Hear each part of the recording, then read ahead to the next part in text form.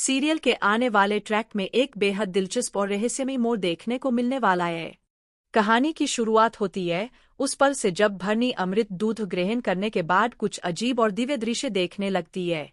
वह हैरान होकर करती है कि आखिर महादेव उसे ये सब क्यों दिखा रहे हैं।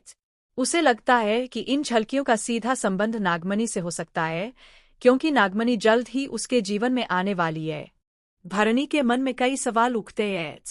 क्या महादेव उसे कोई संकेत दे रहे हैं?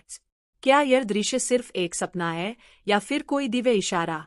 वह सोचती है कि शायद महादेव उसे नागमणि तक पहुंचने का रास्ता दिखाना चाहते हैं। यही सोचकर भरनी और भी ज्यादा बेचैन हो जाती है, क्योंकि उसे महसूस होता है कि अब उसकी जिंदगी एक बड़े रहस्य की ओर बढ़ रही है।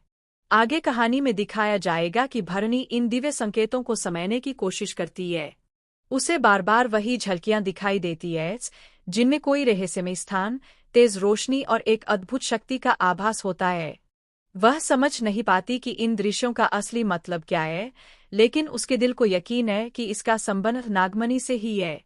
भरनी को लगने लगता है कि महादेव खुद उसे इस मिशन के लिए चुन रहे हैं। इसी बीच माहौल और भी ज्यादा रहस्यमय हो जाता है। अचानक से भरनी को ऐसा महसूस होता है जैसे कोई अदृश्य शक्ति उसे किसी दिशा में बुला रही हो। उसके कदम खुद ब खुद उस रास्ते पर बढ़ने लगते हैं जिसे उसने पहले कभी नहीं देखा। उसका दिल तेज धड़कने लगता है, पर साथ ही उसे एक अजीब सा विश्वास भी महसूस होता है कि वह सही दिशा में जा रही है।